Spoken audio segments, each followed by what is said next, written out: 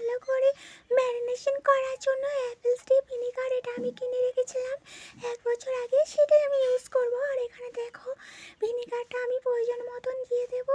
দিয়ে দেওয়ার পর জাস্ট এবার এর মধ্যে দিয়ে দেবো পেঁয়াজ কুচি দিয়ে দেওয়ার পর এর মধ্যে হলুদ গুঁড়ো, স্বাদ মতো লবণ দিয়ে ম্যারিনেশন করে ঢাকনা দিয়ে রেখে দেবে। এবার অন্যদিকে কড়াইয়ে কিছুটা তেল আর কিছুটা পাঁচফোড়ন দিয়ে কালো জিরে দিয়ে এবার এর মধ্যে একটা তেজপাতা দিয়ে দেওয়া হয়েছে।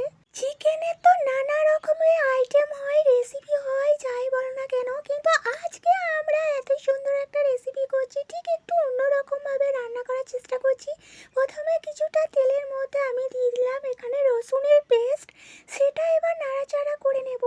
প্রথমে অনেকে পেঁয়াজ দেয়, পেঁয়াজের পেস্ট দেয়, কিন্তু আজকে বললাম না একটু অন্যরকম, ওই জন্য রসুনের পেস্ট। তারপরে কিন্তু পেঁয়াজ কুচি আর গোটা রসুনগুলো এবার অ্যাড করে দিলাম।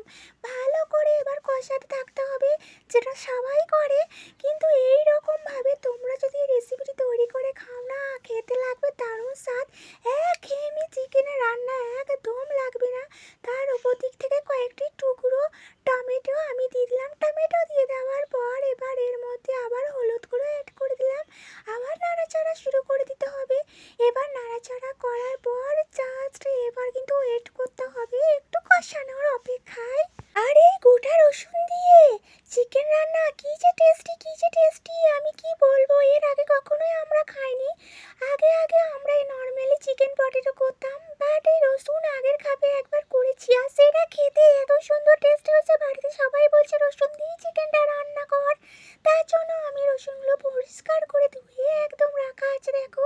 এবার এর মধ্যে সমস্ত রকম মশলা দিয়ে দিলাম, জিরে বাটা, আদা বাটা, রসুন বাটা, পেঁয়াজ বাটা, তার সাথে মরিচ বাটা। ব্যাস এবার এগুলো দিয়ে আবার কষাতে থাকতে হবে। এইভাবে কখনো কেউ রান্না করে খেয়েছো কখনো? না, আমার তো মনে হয় না। তো চলো আমি এইভাবে নিউ রান্না করে শেখালাম তোমাদের, কিন্তু তোমরা কিন্তু এইভাবে রান্নাটা তৈরি করবে।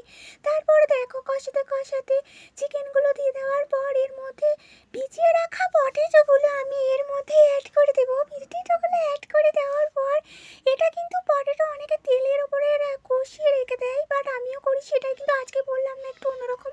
তারপরে দেখো কষানো হয়ে যাওয়ার পর আমি এখানে জল অ্যাড করছি, এটা কিন্তু নর্মালি জল ইউজ করছি। তো জলটা দিয়ে দেওয়ার পর জাস্ট কালারটা দেখো, এখানে কোনো রকম ফুড কালার ছাড়াই দেখো কালারটা কত সুন্দর এসেছে না। আর এরকম ঘরোয়া পদ্ধতিতে এইভাবে রান্না করে দেখো একবার, মন একদম মুগ্ধ হয়ে যাবে। তারপর দেখো ফুটতে শুরু করলো, আর দেখো সব কিছু রেডি হয়ে গেল চিকেনের লাল লাল ঝোল।